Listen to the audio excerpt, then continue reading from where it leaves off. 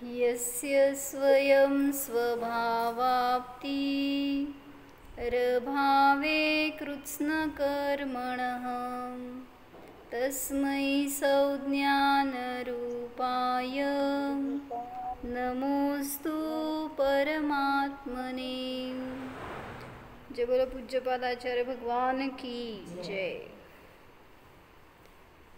योग्योपादान योगेन दृशदः स्वर्णतामतां द्रव्यादिस्वादिसम्पत्ता वात्मनोऽप्यात्मतामतां वरं व्रतैः पदं दैवं नाव्रतैर्बत नारकम् छायातपस्थयोर्भेदः प्रतिपालयतोर्महान् यत्र भावः शिवं दत्ते द्यौकीयद्दूरवर्तिनी यो नयत्याशु गव्यूतिं क्रोशार्धे किं ससीदति ऋषिकजमनातङ्कं दीर्घकालोपलालितं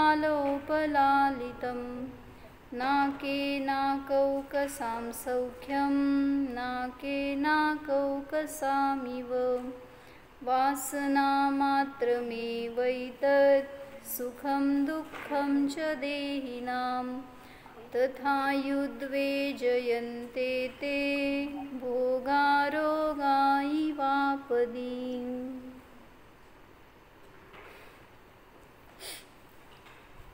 इष्टोपदेशमध्ये 6वा श्लोक चाललाय आपला। काय सांगितलं होतं अर्थ? वासना मात्रम एव एतत्। एतत् म्हणजे जे मागच्या श्लोकात सांगितलेले इंद्रिय भोग आहेत ते वासना मात्र आहेत, किंवा इंद्रिय सुख दुःख हे कल्पना मात्र आहेत संसारी जीवाचे। जसं उदाहरण काय दिलं की ज्याप्रमाणे आपत्तीमध्ये भोग हे रोगाप्रमाणे भासित होतात, म्हणजे जसं त्रास होत आहे काहीतरी किंवा काय म्हणलं संकट आलंय काही आणि त्यावेळेस आपल्याला शारीरिक प्रतिकूलता आली तर ते जास्त दुःखदायी असतं। त्याप्रमाणे जेव्हा इंद्रिय भोग भोगतो त्यावेळेस ते सुख देणारं नसून वास्तविक ते तर दुःखकारीच आहे। कुठलेही इंद्रिय भोग भोगला तर असं काहीच काय वाक्य वाचलं आम्ही, सुख ज्याच्यामध्ये आकुलता असते ते सुख सुख नाही। मग इंद्रिय विषय भोग जे काय भोगता त्यामध्ये सुख आहे की नाही? का? भूक लागली होती, भोजन केलं, मग सुख मिळालं का नाही? झोपायचं होतं, झोप आली होती तर झोपल्यावर सुख मिळालं की नाही? नाही म्हणलं तर आज झोपू देणार नाही, नाही म्हणलं तर उद्या जेवायचं नाही, तर कशामध्ये सुख? मग का नाही म्हणायचं? शाश्वत सुख का नाही म्हणायचं त्याला सुख? तिसऱ्या ढालीतलं पहिलं श्लोक, पहिलं दोहा म्हणा।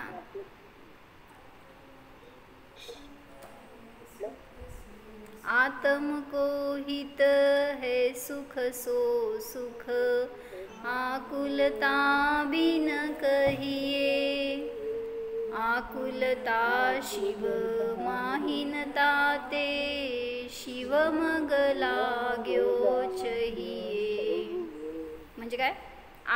आत्मको हित हे सुख, आत्म्याचं हित हेच सुख आहे आणि जे सुख तुम्हाला भोगलं असताना कधीही आकुलता होणार नाही।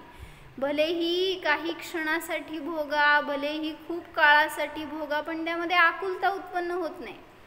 म्हणजे कोणीही असू दे, अल्पज्ञ असू दे, सर्वज्ञ असू दे, तो विषय असा आहे की त्याचा आनंद निमाने रिअल आहे, त्याच्यामध्ये आकुलता नाही। पण दुसरे इतर कुठलेही इंद्रिय भोग असू देत तर ते निमाने आकुलता उत्पन्न करणारे असतात।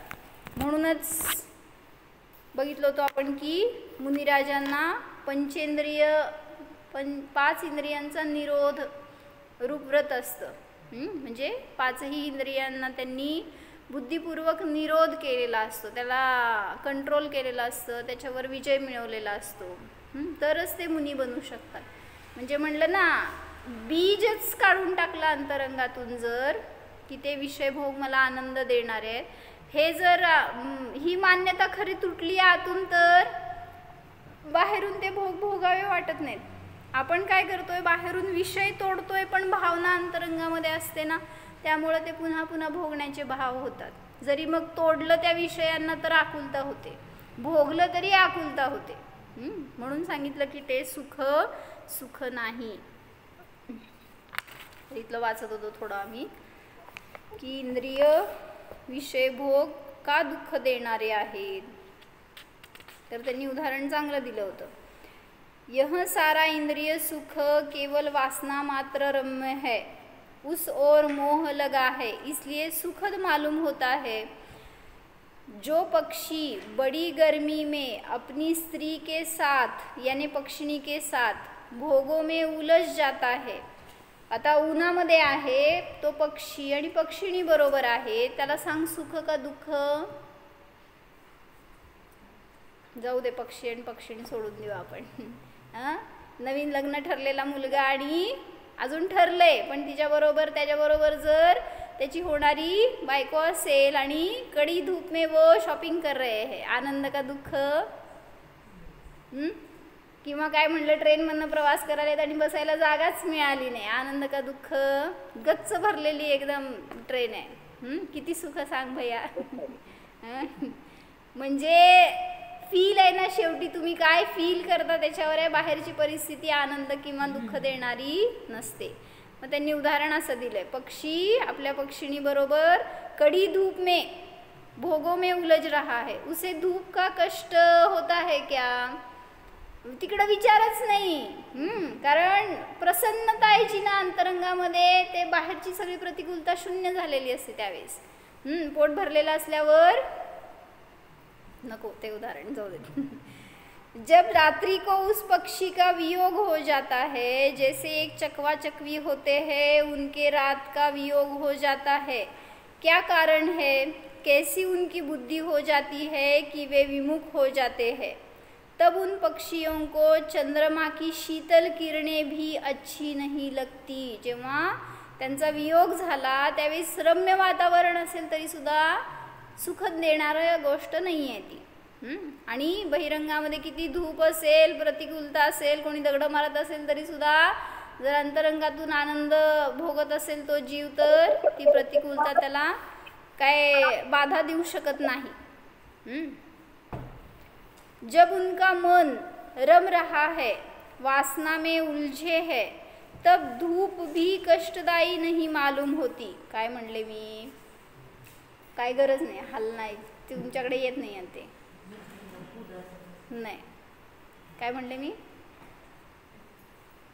जब उनका मन रम रहा है, वासना में उलझे है, तब धूप भी कष्टदायी नहीं होती, और जब उनका वियोग हो जाए तो उस समय चंद्रमा की शीतल किरणें भी अच्छी नहीं लगती.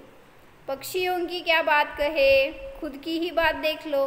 जिसे धन संचय प्रिय है, विशाल भैया, वह पुरुष धन संचय का कोई प्रसंग हो, धन आने की उम्मीद हो, काय झालं 8 वाजले तरी दुकान चालू असतंय मग, क्यों गिराईक येणार होतं, धन आने की उम्मीद हो, कुछ आ रहा हो, तो ऐसे समय में वह भूखा प्यासा भी रह सकेगा, धूप का भी कष्ट उठा सकेगा, और भी दुःख सहन कर लेगा. काय असेल वाटेल ते सगळं दुःख सहन करायची तयारी. कशासाठी, सुखाची वस्तू येणार आहे ना जवळ आपल्या, निर्णयच नाही आहे अजून, त्याच्यातूनच सुख वाटतंय, तर म्हणून अजून दुःख संपत नाही. और यदि कोई बड़ा नुकसान हो जाए, टोटा पड़ जाए, तो ऐसे समय में उसे बढ़िया भोजन खिलाओ. काय इन्कम टॅक्स ऑफिसर आलेत समोर उभारलेत आणि बायकोनी मस्त काय केलं, मेजवानी आणून दिली हातात तुमच्या, काय करणार, किती सुख त्याचं. ऐसे समय में उसे बढ़िया भोजन खिलाओ, और भी उसका मन बहलाने की सारी बातें करो, तो भी वे सारी बातें नीरस लगती है, उनमें चित्त नहीं रमता है. तो अब बतलाओ सुख क्या है. कशाला म्हणायचं सुख? केवल वासनावश यह जीव अपने को सुखी मानता है. म्हणजे सुख कुठं आहे? कुठं आहे सुख? जेव्हा धन आलं त्यावेळेस मला सुख वाटतंय. सुख कुठं आहे? विचारात सुख आहे, त्या ज्ञानात सुख आहे तुमच्या, न त्या धनात सुख आहे, न तुमच्या अंतरंगात त्याच्यामुळं सुख आहे. तुमच्या विचाराने तुम्ही सुखी आहे ना, मग तुम्हाला सुखी बनवायला कोण समर्थ आहे? तुम्ही स्वतः सुखी बनवू शकताय. म्हणून बाहेर प्रतिकूलता आली तरी सुद्धा चंदना सुखी होती. का हो? विचाराची क्वालिटी बघा ना तिची काय होती. मला तळघरात बांधलंय, माझे केस काढलेत, हे विचार नव्हते. माझं शील रक्षण होते, हे मला माते समान आहेत, ही दृष्टी आहे म्हणून सुखी होती ती. आणि तेच दुःखी कोण होतं? ती दुःखी होती जी सेठानी. ती पण विचारातूनच दुःखी. माझा पती जर हिने हिसकावून घेतला तर, म्हणजे विचाराने सगळं सुख आणि दुःख भोगतो. म्हणून सांगतायत की आपल्याला जर सुखी बनायचं तर बाहेरच्या वस्तूची अधीनता नको. मग भगवंतांच्या जवळ आल्यावर सुख का दुःख? जाऊ दे. गुरुच्या जवळ आल्यावर सुख का दुःख? थांब जरा, 4 दिवसांनी जाताना विचारते तुला. काय विचारते ते उद्या जाताना, सुख का दुःख? जाताना दुःख आहे ना, मग कशाला दुःखात जायचं? म्हणजे जी गोष्ट सुख देणारी आहे ती सोडायला नको वाटतं आपल्याला. मग का सोडायचं किशोरी काकी? तर एक छान दृष्टांत ऐकला बरं का मी आत्ता, की एक साधू असतात आणि खूप चांगली भक्ती करत असतात ते भगवंतांची. आपलं दिवसभरामध्ये आपली आपली चर्या करणं, शिष्यांना शिकवणं, असं त्यांचं चाललेलं असतं रुटीन. रोज पहाटे उठून ते नदीवर स्नानाला जायचे, येऊन परत भक्ती करायचे, दिवसभर स्वाध्याय ध्यानामध्ये, असं त्यांचं रुटीन. आणि आपल्या आपल्या निरपेक्ष चर्येमध्ये ते लीन होते. साधे साधू बरं का, असं काय म्हणायचं, भगवे वस्त्र घालणारे तपस्वी. तर एक दिवस काय झालं की ते नदीवर गेले होते सकाळी पहाटे. आणि मग परतत असताना त्यांना एक मनुष्य दिसला की ज्याच्या हातामध्ये एक डायरी होती. आणि त्यांना पाहिल्या पाहिल्या या साधूला कळालं की हा दूत आहे, देवाचा दूत. देवदूत असतात ना, तर अशा टाईपचा दूत आहे तो, हे समजलं त्या साधूंना. मग त्या मनुष्याला त्यांनी जाऊन प्रणाम केला आणि म्हणला की तुम्ही देवदूत आहे मला समजलं. त्यांनी म्हटलं तुला कसं काय समजलं? मग बस तो देवदूतच म्हणतो की बरोबर आहे, तुमची साधना अशी आहे की तुम्हाला समजू शकते. मग त्यांनी विचारलं साधूंनी की तुमच्या हातात कसली डायरी आहे, काय आहे त्याच्यामध्ये? मग त्यांनी काय बोलले नाहीत. मग ह्यांनी बघू म्हणून घेतलं हातामध्ये. काय होतं त्या दिवसाला बया? क्रेडिट अँड डेबिट नव्हतं.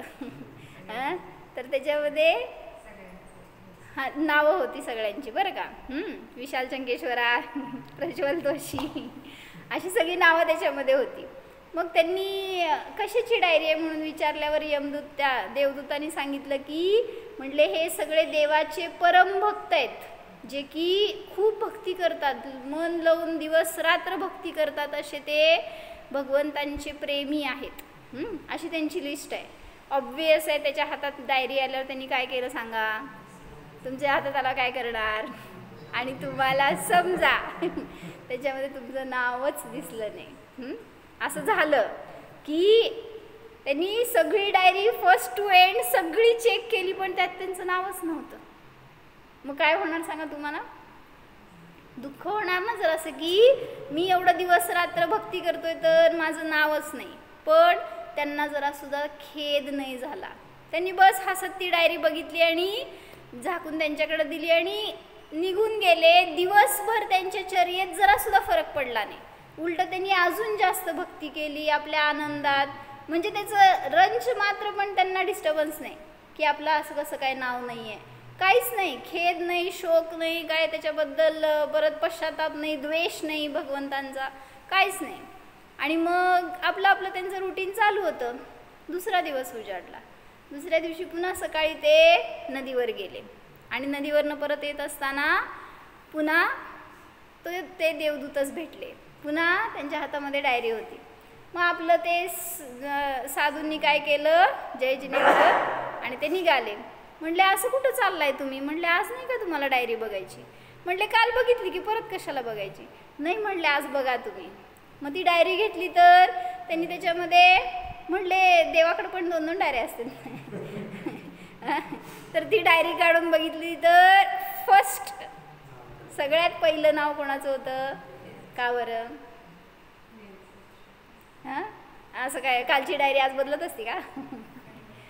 तर त्यांनी सांगितलं त्या देवदूतांनी, म्हणजे ह्यांनी विचारलं साधूंनी, म्हणले कालपर्यंत माझं नाव नव्हतं आणि आज फर्स्ट रँक माझं कसं काय?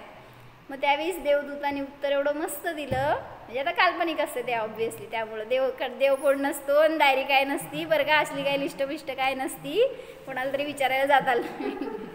तर ते देवदूत म्हणाला की कालची डायरी होती ना, तर ती अशा भक्तांची होती की जे भगवंतांवर खूप प्रेम करतात, आणि आजची डायरी अशी आहे की ज्यांच्यावर देव प्रेम करतो. आणि त्यात फर्स्ट नाव, असं तो रडायला लागला, म्हणजे त्याच्या डोळ्यातून अश्रुधारा वाहू लागल्या. कशासाठी ऐकली गोष्ट? म्हणजे जो भगवंतांशी प्रेम करतो त्याला खरं सुख मिळतं. मग ते भगवान किंवा इथं तर आपल्याकडं असणारा जिता जागता भगवान आत्मा आहे, मग त्याच्याशी जो प्रेम करणार त्याला वास्तविक सुखाची प्राप्ती होणारच. आणि ते सोडून बाहेरच्या सगळ्या विषयांमध्ये जर आसक्ती असेल तर नियमाने हा जीव भ्रमाला प्राप्त होतो. वासना मात्र त्याचं ते सुख असतं आणि त्यांनी त्याला दुःखाचीच प्राप्ती होते. मग ते काल आपण वाचलं होतं ना अपूर्व अवसर, तर त्याच्यामध्ये मुनींच्या विषयी एक स्टॅन्झा घेतला आहे, म्हणजे त्या मुनींचं 5 इंद्रियांवर निरोध कसा असतो ह्याच्याविषयी बरं का.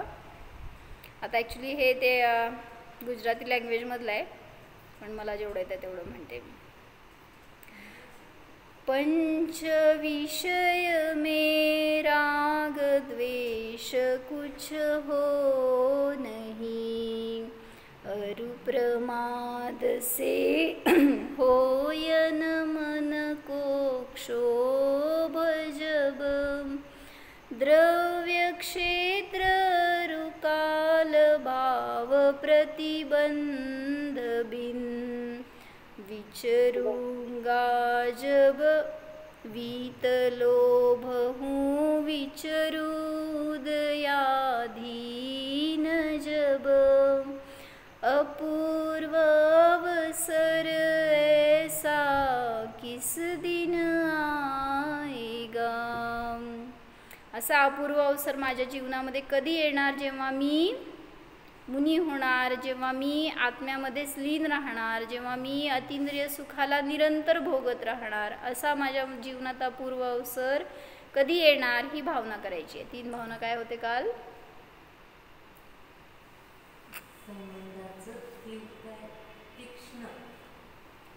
लिहा. 3 भावना करायच्या आहेत आपल्याला. काय? संबंधों का बंधन तीक्ष्ण छेद कर, संबंधांचं तीक्ष्ण बंधन मी छेदणार. दुसरं, अंतरंग बहिरंग परिग्रहाचा त्याग करून मी निर्ग्रंथ मुनी होणार. संबंधांचं तीक्ष्ण बंधन मी छेदणार. लिहा. असं आहे, जा घेऊन ये. संबंधांचं तीक्ष्ण बंधन मी छेदणार. दुसरं सांगितलं अंतरंग परिग्रह म्हणजे माझे रागद्वेष क्रोध आदी परिणाम, आणि बहिरंग परिग्रह म्हणजे हे सगळं वस्त्र परिवार कुटुंब आदी हे सगळं बहिरंग परिग्रह. तर अंतरंग आणि बहिरंग परिग्रहाचा त्याग करून मी निर्ग्रंथ मुनी होणार. आणि तिसरं कसं?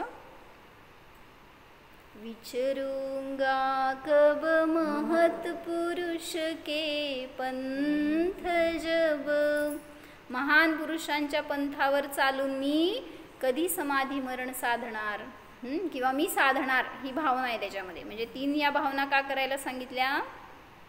जर तुम्हाला मोक्षपदाची इच्छा असेल तर या भावना निरंतर करा. पंथावर चालून मी समाधी मरण साधणार. तर आता ह्याच्यामध्ये तेच घेतलंय त्यांनी. काय? 5 विषयांमध्ये, 5 इंद्रियांच्या विषयामध्ये जे रागद्वेषाने रहित असतात, मग त्याच्याविषयी छान चिंतन लिहिलंय बरं का. यह भावना धन्य है यह अपूर्व साधक स्वभाव की निर्ग्रंथ दशा धन्य है। एक दिन यह भावना पड़ी जा रही थी, तब एक मताग्रही बोला। जेव्हा हे भावना चालू होते त्यावेळेस तिथं नाही ना, काय सांगितलं मी, काय सांगितलं? 5 इंद्रियांच्या विषयी ज्यांना रागद्वेष नसतो. म्हणजे आता शब्द नकोत मला, भाव सांग बघू, काय सांगायचं आहे?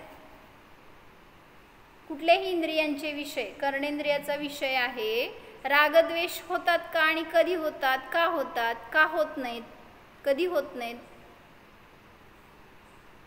कर्णेंद्रियाचा विषय शब्द, मग त्याच्याविषयी रागद्वेष का होतो, कधी होतो?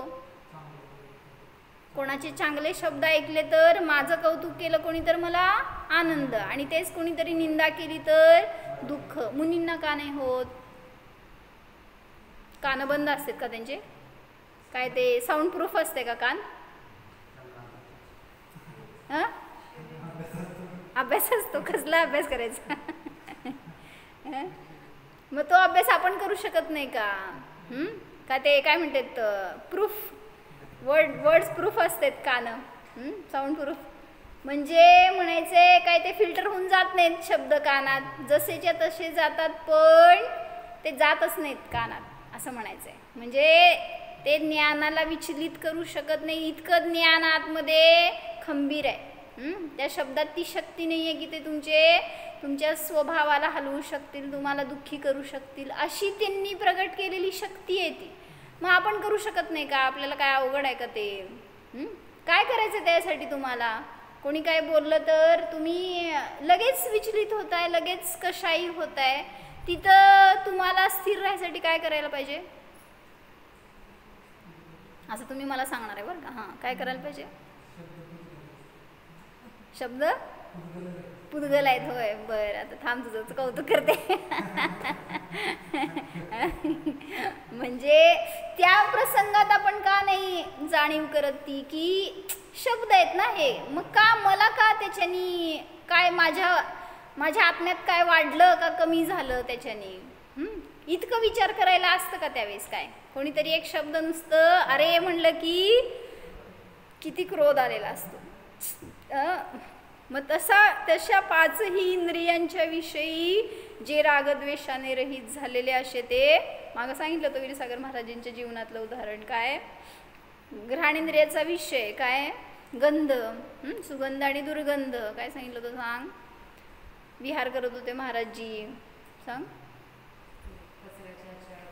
नाही, तिथं कसाईखाना होता आणि त्या गल्लीवरनं चालले होते महाराजजी. विहार चालला होता म्हटल्यावर ते गावात कुठं प्रवेश केल्यावर तसे तिथं मिळालं स्थान, आणि मग बरोबर असणारे मागं पुढं इतकं दुर्गंध होती त्याची की त्यांना सहन नाही झालं. सगळे नाकावर हात ठेवून भरभर चालू लागले, कोणी पळू लागले. पण महाराजींची न गती बदलली, न काय म्हणायचं चेहऱ्याचे हावभाव बदलले, न काय नाक बंद केलं, काही नाही, बस चालत राहिले. आणि मग पोचल्यावर महाराजींना विचारलं लोकांनी, म्हटलं इतकी दुर्गंधी असताना तुम्ही कसं काय तिथं थांबू शकला? थांबू म्हणजे कसं काय? तुमचं स्पीड पण वाढला नाही, तुम्ही काय रिॲक्शन पण दिली नाही अशी, असं कसं काय? महाराजींनी काय म्हणलं? हां, काय म्हणलं सांग भया, काय सांगितलं ते मागे एकदा मी? ते गंध हे पुद्गलाचा गुण आहे, त्याच्यामध्ये न सुख आहे न दुःख आहे, बस ते ज्ञेय आहे. मी न्याय काय एवढं मी जाणलं, त्याच्याने न मला आनंद आहे न त्रास आहे. मग अशी परिणती आपण का नाही करू शकत? लगेच आपण किती त्याच्यावर रिॲक्शन म्हटलं. म्हणून ह्यालाच 5 इंद्रियांचा निरोध म्हटलं जातं. 5ही इंद्रियांना ज्यांना जिंकता आलं तेच मुनी बनू शकतात, त्याच्याविषयी सांगितलंय. कोणी एक मताग्रही त्यांनी प्रश्न विचारला. श्रीमत प्रश्नच आहे ना. एक मताग्रही बोला, श्रीमत ऐसी भावना भाते हुए भी साधू क्यों नहीं बने? इतकी सुंदर भावना आहे ना, इतकी सुंदर आहे, तुम्ही रोज म्हणा ना, तुमचं मुनित्व आतून तयार होईल. किशोरी काकी म्हणजे आनंद देणारी आहे. जेव्हा आम्ही वाचलं ऐकलं ना पहिला, असं वेडे झालं होतं तेव्हा. इतकं ना सारखं रोज ते म्हणायचं, त्याचा आनंद एक भोगायला पाहिजे. शब्दातनं मिळत नाही आनंद, ठीक आहे, पण तरी सुद्धा इतर शब्द तुम्ही काय ना काय ऐकता तर त्यापेक्षा ही भावना तरी चांगली आहे. म्हणजे सांगितलं की त्यांनी विचारलं प्रश्न, जर इतकी चांगली भावना भावणारे आहे तर ते मुनी का नाही झाले हो? जसं तुम्हाला पण विचारत असतील, म्हणजे आम्हाला विचारतात लोक म्हणून, काय तुम्हाला एवढं वैराग्य आहे, एवढं स्वाध्याय आहे, आणि तुम्ही का नाही हो दीक्षा घेत? विचारतात की नाही तुमच्या भावाला, तुम्ही का नाही दीक्षा घेत अजून असं? मग त्यांना पण विचारलं की भावना तर इतकी करताय, मग का नाही साधू होत झाले ते? साधू क्यों नहीं बने? अरे कैसी अधम मनोदशा है. ज्यांनी हा प्रश्न विचारला ना त्याची मनोदशा समजते ह्याच्यावरून, हे सांगायला लागले. आपल्याला पण तसं गिल्टी होते बरं का, आपण दुसऱ्याबद्दल म्हणतोय ना, इतकं ते जर ज्ञानी आहेत तर का नाही साधू होत, हे विचार किती चुकीचे आहेत आपले, हे खोडायचं आहे. पंचम काल की बलिहारी है, निंदा करने वाले को इतना भी ज्ञान नहीं है कि यह तो भावना है. त्याचे भाव आहेत अंतरंगातनं, तुम्हाला लगेच बहिरंगात चारित्र्यात का पाहिजे तसं? करणार तो जीव पुरुषार्थ, पण तुम्हाला बाहेर दिसलं तरच त्याची भावना खरी आहे का? भाव हे उज्ज्वल करायला कधीही करू शकताय, मग तसं ते कधी येईल तेव्हा येईल शरीरामध्ये. निंदा करने वाले को इतना भी ज्ञान नहीं कि यह तो भावना है. सम्यक दर्शन होने के साथ मुनित्व आवे, यह नियम नहीं है. सम्यक दर्शन प्राप्त करणार तर लगेच मुनिदशा प्रगट व्हायला पाहिजे, नेसेसरी नाही आहे. मुनित्व किसी हट से नहीं होता, यह तो लोकोत्तर परमार्थ मार्ग है. अपूर्व साधक दशा की भावना है. जितना पुरुषार्थ हो उतना ही कार्य सहज हुआ. कोई मानता है कि बाह्य त्याग किया इसलिए हम साधु है, किंतु यह कोई नाटक या अभिनय करना नहीं है. बाहेरून तुम्ही सगळ्याचा परिग्रहाचा त्याग केला म्हणजे मुनी झालाय का? जर अंतरंग भावना नसेल तर तिथं मुनित्व सुद्धा नाही, हे सांगतायत. आणि ज्याला उलट ह्याच्या बहिरंगात भलेही सगळ्या परिग्रहांनी सहित आहे, पण जर अंतरंग भावना तुटलेली असेल तर, जसं ते कोण होते माताजी सांगतात उदाहरण, कवी होते एक, नाव नाही लक्षात माझ्या, तर ते इतके वैराग्यपूर्ण काव्य लिहायचे ना, आणि असं होतं अंतरंगातून त्यांच्या की खरोखर तसे भाव त्यांचे होते, आणि ते वाचणाऱ्याला खूप आनंद यायचा, खूप त्याचे पण वैराग्याचे भाव व्हायचे. पण ते गृहस्थ होते, गृहस्थ दशेमध्ये सगळ्या परिग्रहांनी सहित होते, पण भावना विरक्त असायची खूप. आणि त्यांचं असं पुण्य की सगळीकडे त्यांना बोलवायचे, त्यांचा सत्कार आदर व्हायचा, कुठं कुठं त्यांचे व्याख्यानं व्हायचे. असं एक दिवस काय झालं, ते घरामध्ये त्यांना भेटायला कोण कोण आले होते, परगावचे. आता ते आम्हा सांगतात बरं का, कुठले बहुतेक फॉरेनचे आले होते, आणि ते बसले होते 7 गाद्यांवर. मी किती गाद्यांवर आहे म्हणजे ते एवढ्या उंच बसले होते आणि आपलं व्याख्यान करत होते, आणि ते आलेले असेच बघत बसले. म्हणले हे काय, म्हणजे वैराग्य आहे, आणि असं कसं काय, ह्यांना सगळं भोगोपभोगाचे सामान सगळे होते, आणि ते असे बसलेले. मग आता ह्यांना शंका आली, म्हणले की हे काव्य तुमचंच आहे का, आणि असं कसं काय तुम्ही लिहिलंय? मग तरी सुद्धा त्यांची काय परिणती न त्याच्याबद्दल की मी इतकं भारी, असलं काहीच नव्हतं. म्हणले काय, मला त्याच्यानी काय फरक पडत नाही, असं त्यांनी काय तर म्हणलं असेल. मग म्हणले चला आमच्याबरोबर, चला म्हणले. निघाले कोण, ते गाद्यांवरनं उतरले आणि यांच्याबरोबर निघाले पायी प्रवास करत त्यांच्या गावाला म्हणून. आणि जात असताना रस्त्यामध्ये आता काहीच नव्हतं जवळ त्यांच्या. मग ते म्हणले की एका झाडाखाली प्रवास करत आल्यावर म्हणले तुम्ही इथं बसा, मी काहीतरी खाण्यापिण्याची सोय करून येतो. आणि ते ठीक आहे म्हणले. बसले. बसल्या बसल्या त्यांना तिथं थोडी झोप लागली असेल, दगडावर झाडाखाली झोपले. आणि तो गेला मनुष्य काहीतरी त्यांची व्यवस्था करण्यासाठी. तेवढ्यात काय झालं, दुसऱ्या कुठल्या तरी देशाचा राजा तिथनं चालला होता, आणि त्यांनी बघितलं की म्हणले इतके महान कवी आणि दगडावर झोपलेत. लगेच उचललं अलगत आणि परत गाद्या घातल्या खालनं. वरनं छत लावलं, फॅन लावलं, सगळं एसीच. आणि हे झोपेतच होते अजून. आता हा माणूस येऊन बाहेरून बघतोय तर परत हा गाद्यावरच. काय झालं म्हणला, ह्याला म्हणायचं पुण्य की सजा. तरी पण त्याची भावना विरक्तीची. कशासाठी सांगत होते? हां, म्हणजे अंतरंग ज्याचं निर्मळ आहे ना, त्याला बहिरंगामधनं सुटलेलं आहे हो. ते परिग्रह सोडायला पाहिजे तरच तो विरक्त आहे असं नाही आहे. म्हणून भावना तरी इतकी उत्कृष्ट असावी आपली की बस माझ्याकडं माझा हा परिग्रहच नाही आहे, ठेवतोय हे काय त्याच्याबद्दल भाव नसतील तर परिग्रह नाही आहे अंतरंगामध्ये तुमच्या. म्हणजे जे 201 202 गाथेमध्ये सांगितलं ना महाराजींनी समयसारच्या, परमाणू मात्र सुद्धा परिग्रह ज्याचा ज्ञानात आहे ना तो मिथ्या दृष्टी आहे. मग तुम्ही ठेवू नका ना परिग्रह, बस सम्यक दृष्टी झालात. मग ज्ञानातून सोडवा त्याला, बाहेरून सुटणार आहे ते, पण अंतरंगातून जरी आपली भावना निर्मळ असेल तर तो परिग्रह आपला नाहीच. कोई मानता है बाह्य त्याग किया इसलिए हम साधू है, किंतु यह कोई नाटक करना नहीं है. यह नाटक करणाऱ्याला साधुत्व मुनित्व प्रगट होत नाही. यह तो अपूर्व वीतराग चारित्र की बात है. राग द्वेष कषाय की 3 चौकड़ियों के अभाव होने से मुनित्व प्रकट होता है. कौन सी 3 चौकड़ी? काय म्हणलं विशाल भैया?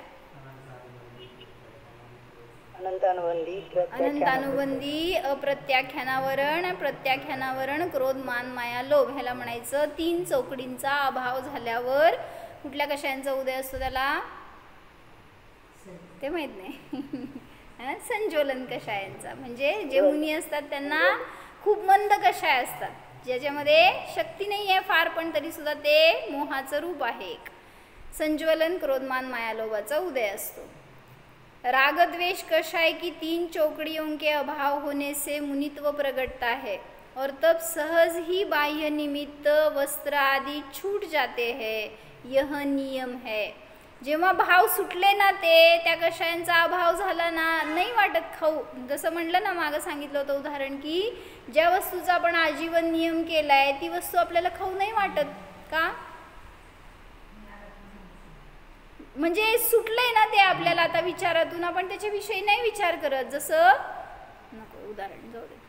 म्हणजे कुठलीही अभक्ष्य वस्तू म्हणा किंवा काय तुम्ही एखादा नियम केला असेल परिग्रहाचा क्षेत्राचा, त्याविषयी जर त्या बाहेर जाणार नाही, जसं फॉरेनला जाण्याचे विचार येत नाहीत का हा जीवन नियम केलाय आता तर त्याच्याविषयी काय आकर्षण नाही किंवा काय त्याच्या भोगाविषयी काय भाव नाही. मग असं म्हणलं की ज्याची अंतरंग भावना तुटली तर तिथं बहिरंगातून ते पाहिजे असे त्याला काय तिथं रुची राहिलेली नसते. तब बाह्य निमित्त वस्त्र आदि छूट जाते हैं. यह नियम है. हट से कुछ भी नहीं होता.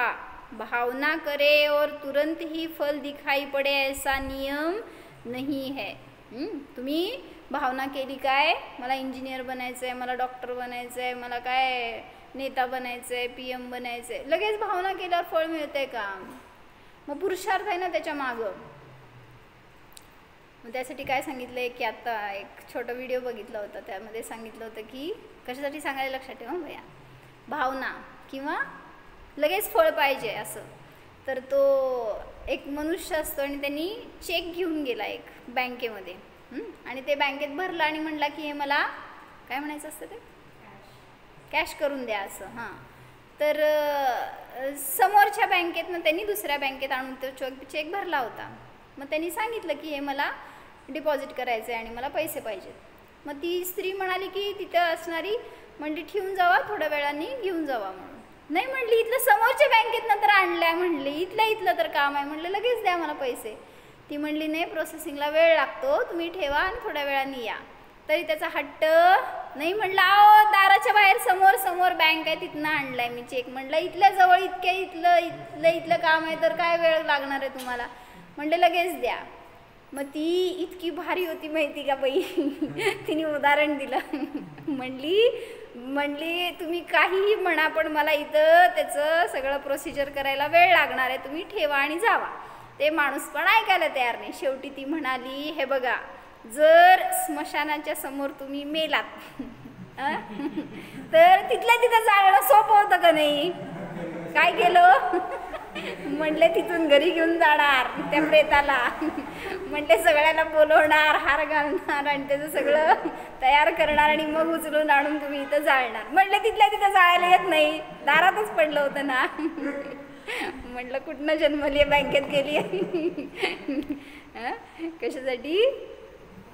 लगेच फळ पाहिजे असं जर तुम्ही म्हणत असाल तर भावना तरी आपली अशी उत्कृष्ट असावी की जी नियमाने फलदायी होणार. हट से कुछ भी नहीं होता, भावना करे और तुरंत फल दिखाई पड़े ऐसा नियम नहीं, किंतु भावना करने वाले को पूर्ण विश्वास है कि अब संसार में एक से ज़्यादा भव नहीं है. आहे का विश्वास आपल्याला तेवढा? इतकी दृढ श्रद्धा करा भगवंतांवर, आपल्या आत्म्यावर, आपल्या या धर्मावर की बस माझं परिभ्रमण संपलं, आता मला जास्त या भवामध्ये भ्रमण करायचं नाही आहे. करणार नाहीच. इतका विश्वास येण्यासारखं कार्य करतो का आपण धर्मामध्ये? माझ्या मोहाचा नाश व्हावा ह्याच्यासाठी काय काय करतोय? सगळ्या कर्मांचा नाश व्हावा ह्याच्यासाठी काय काय करतोय आपण? जे करतोय त्याच्यातून वाटतंय का आपल्याला तर की माझ्या कर्मांचा नाश होणार आहे आज? आज जे केलं विशाल भैया, धर्म जे काय केला असाल सकाळपासून आतापर्यंत, किती विश्वास आहे सांगा तुम्हाला माझे कर्म खूप नष्ट झाले असतील आज? किशोरी काकी काय म्हणजे आपल्याला कळतंय की आपण आसरव बंधातच आहे अजून, कधी निर्जरा करणार आहे आणि कधी मोक्षाला जाणार आहे, कसं होणार आहे? म्हणजे भावना पण आपली तशी उज्ज्वल नाहीये. ऐसे पवित्र धर्मात्मा द्वारा की गई भावना का विरोध करने वाले जीव भी थे. उसकी प्रशंसा करनी हो तो हमारे मकान में मत आओ ऐसा कहने वाले भी थे. त्यांची प्रशंसा करायची असेल तर आमच्याकडे येऊ नका. त्यांची पुस्तकं वाचत असाल तर या मंदिरात बॅन आहे असं म्हणणारे पण लोक होते.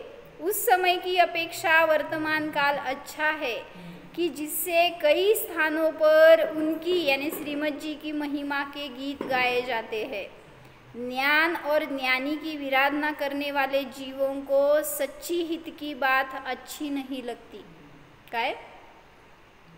ज्ञानाची आणि ज्ञानीची विराधना करणाऱ्यांना चांगल्या गोष्टी पटत नाहीत, रुचत नाहीत, समजत नाहीत, त्यांचं ते अवलंबन घेत नाहीत.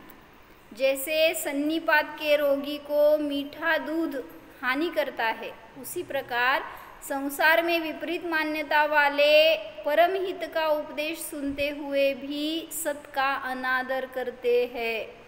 वे अपने को महान समझते हैं और दूसरों को तुच्छ. म्हणजे ज्याला आपल्या ज्ञानाचं गर्व झाला त्याला बाकी सगळे तुच्छ दिसतात.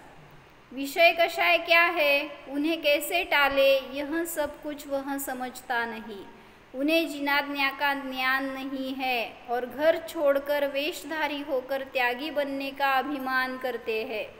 वितरागी की आज्ञा के नाम पर अनंत ज्ञानी की और अपनी अवज्ञा करते हैं. ज्याला त्याचं तथ्यच माहीत नाही, सार माहीत नाही, तर तो ते दीक्षा वगैरे घेऊन काय फायदा होणार? अवज्ञा कैसे होती है, यह उनके ज्ञान में नहीं है. उन्हें कौन समझावे? ही अवज्ञा आहे हेच ज्याला वाटत नाही त्याला तुम्ही काय समजवणार? जसं तुम्हाला इंद्रिय भोग भोगणं अपराध आहे वाटत नाही तर तुम्हाला कोण समजवणार? हो म्हणा, हो म्हण. म्हणजे आपण करतोय, खातोय, झोपतोय, संसार करतोय, हे अपराध आहे, चूक आहे, दोष आहे असं ज्याला वाटेल ना त्याला त्या गुरूंचा उपदेश कार्यकारी ठरतो. नाहीतर आपण सगळे चिलखत घालून येतो आणि मग काय भिजणार आहे हो तुम्ही येऊन? जेव्हा ते अमृत पाझरत असतं त्यावेळीच आपल्यावर जरासुद्धा त्याचा प्रभाव होत नाही का? लगेच घरी जायचं आहे आणि परत भोगायचं आहे. म्हणजे अशी भावना करून तरी या ॲटलिस्ट येताना जवळ त्यागीच्या गुरूंच्या त्या विरक्त जीवांच्या जवळ जेव्हा येतो ना त्यावेळेस एवढी तरी भावना असू द्या की त्यांच्यासारखं आपण का करू शकत नाही, त्यांच्यासारखी साधना मला करायची आहे. अशी जेवढी वितराग आणि अपूर्व भावना होणार तेवढं आपल्या पण पर्यायामध्ये तशा सुखाची प्राप्ती आपल्याला सहज होणार.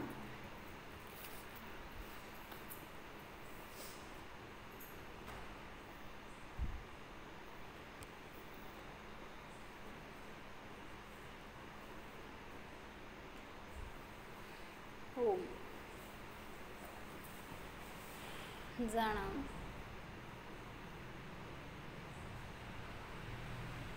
स्वतःच्या वीतराग स्वभावाला जाणा. अतींद्रिय स्वभावाला जाणा. निर्ग्रंथ स्वरूपाला जाणा. पहा, या आत्म्याला परद्रव्याची आवश्यकता नाहीच. माझे सुख माझ्याच अधीन आहे, पराधीन नाहीच.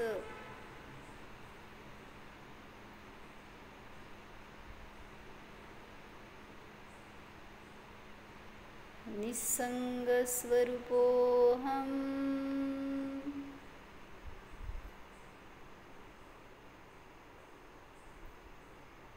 विराग स्वरूपोऽहम्. ओम.